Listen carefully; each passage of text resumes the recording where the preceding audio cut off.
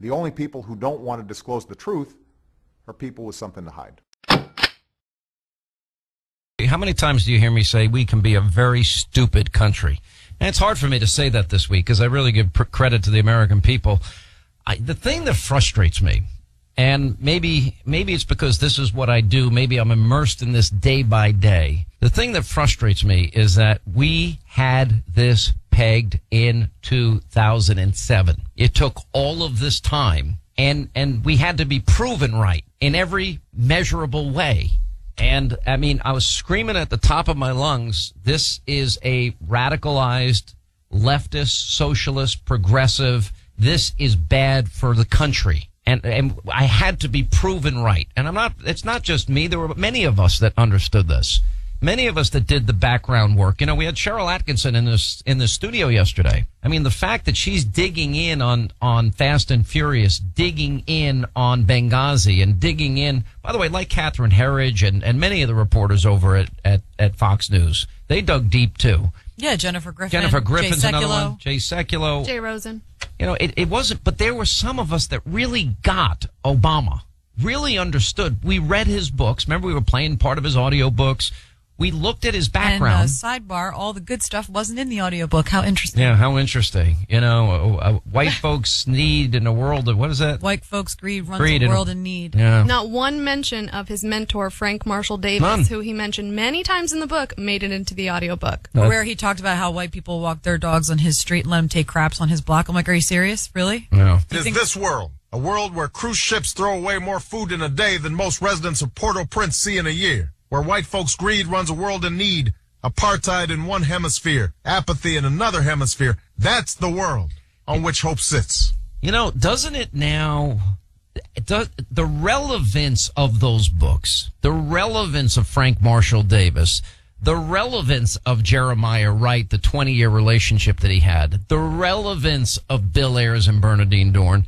And I know a lot of people said at the time I was becoming a broken record and I was being criticized.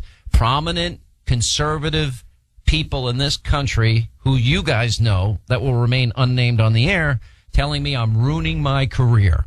And my answer was, well, then I'm ruining my career. You know, I'll go back to building homes if I have to. I don't want to, but if I have to, if people fire me, that's what I'll do. But I wasn't going to stop because I knew it. I saw it. It was clear as day. And on top of all of this, what motivated me more than anything is socialism is never successful. Sounds great on paper. Sounds great from the lectern. Sounds great surrounded by theater and Greek columns and lofty speeches written by Harvard graduates. I still want to see this man's school records. There's something in those records. There's something that has been hidden. There's something that it does not add up with Obama. And, you know, the only way, and look, you know, I don't like Bill Clinton that much. I think Bill Clinton is everything that you think he is.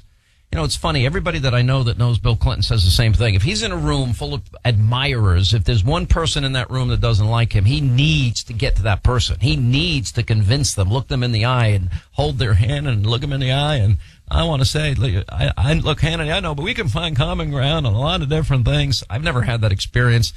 I can't be seduced by any politician. I've become so cynical now at this stage of my life. I am so trust but verify. But Bill Clinton he had the capacity. First of all, he had experience. He had experience. He was a governor of a state, a southern state, no less. He knew what politics was about. He wasn't as rigid in his radicalism.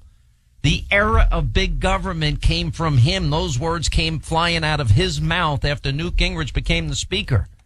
You know, I have clips of Bill Clinton arguing, we're going to balance the budget in 9 years. We're going to balance in 7 years, between 7 and 9, between 8 and 10, between And Newt held his feet to the fire. And we actually, not only did we get a balanced budget, we had a surplus because Republicans had control of the purse strings for the first time in 40 years. The end of welfare as we know it. I may just, you know, remember the show Sanford and Son? I'm coming home, Elizabeth. Remember that? Red Fox. Red Fox was one of the funniest comedians out there. He was hilarious. And if Obama ever has a sister soldier moment or a Clinton-like moment, I think you'll be hearing me, I'm coming home, Elizabeth. He's never going to have He's that never moment. going to have it. He can't even admit that he's half white. I don't expect him to ever admit anything. What do you mean by that? When have you ever heard this man say one nice thing about the grandparents that gave up everything to raise their grandson? They'd already raised their What did he say children. about his grandmother again? Typical white woman. Oh, she's a typical white woman because a large group of black men mugged her and hurt her. So now when she sees large groups of black men coming towards her, she's in fear because she has PTSD from being mugged. If you talk to a rape victim or any victim of abuse, they will, for the rest of their lives, look to whatever that person was, race, creed, color, gender, and they'll be afraid of that because they have been hurt. Think of the It's a mental broad, thing. sweeping generalization, though, of that phrase, typical white person. Right, He's what is saying that? it about his own family member. What is a typical white person? What does that mean? Well, obviously we don't know because we're not on the right side of that. But as far as I'm concerned, if you're half white and you're half black and you went to madrasa schools when you were a kid, but you also lived in a Christian nation as a kid, you had a very unique opportunity to be a unifier, to say, you know what? I came from every side on religion and race, But wait and a look minute. what I can show you. He said that. You know, remember his rhetoric was, we're not a red America, blue America, we're the United States of America. He used all the right rhetoric. The speeches were pretty magnificent. His communication skills, his prompter reading skills, in terms of a politician, are almost flawless. But it's not what he meant.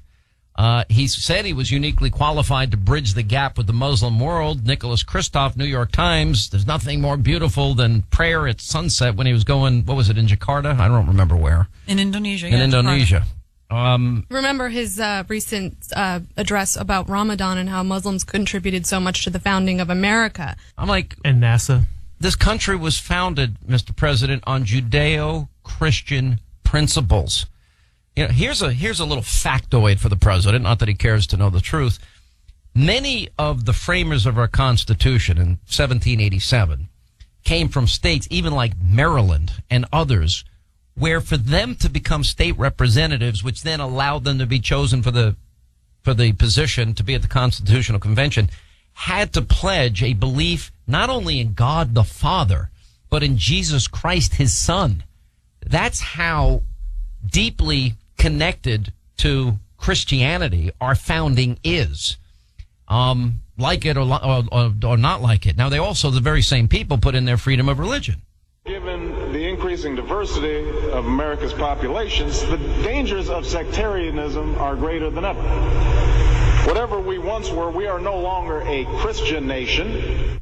Yeah, we were founded on Judeo-Christian principles, biblical principles. I think what's even more upsetting is if you look in 2008 when I had to read Dreams of Our Fathers and What do you mean I had to read? well, I read that book like 6 times when he was running for president because every time we mentioned it on the air, somebody would say, that's not true. And I'd have to go back and cite it. And I had all these, I still have the books, and it's all marked up and all that good stuff. But I remember talking to people and saying, oh, well, do you remember this from this chapter? Oh, I never read it. I'm like, wait, hold on. You voted for this guy and you didn't read his books?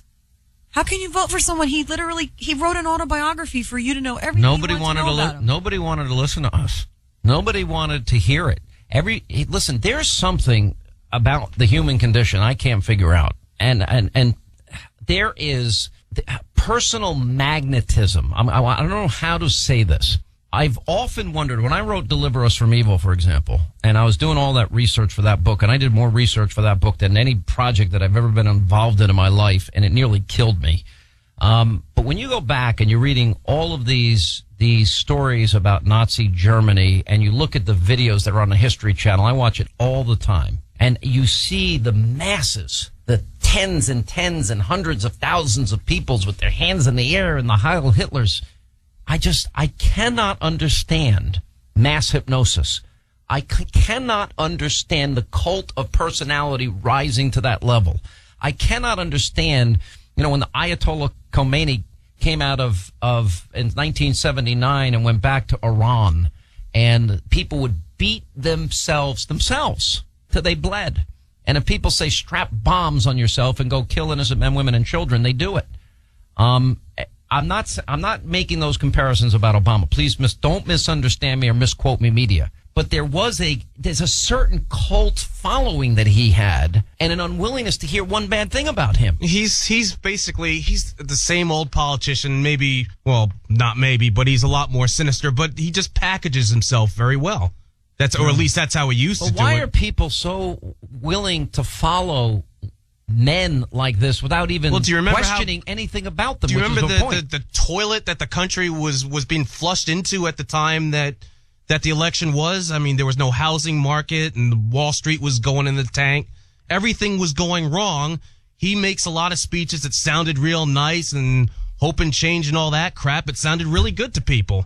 So, I mean, people just, they were looking for something, and he gave them something. Listen, there are people to this day that think he's, in spite of all the empirical evidence and data to the contrary, that still think he's God's gift to humanity and think that I'm evil for not supporting him. It's crazy. It's like unbelievable. The only people who don't want to disclose the truth are people with something to hide.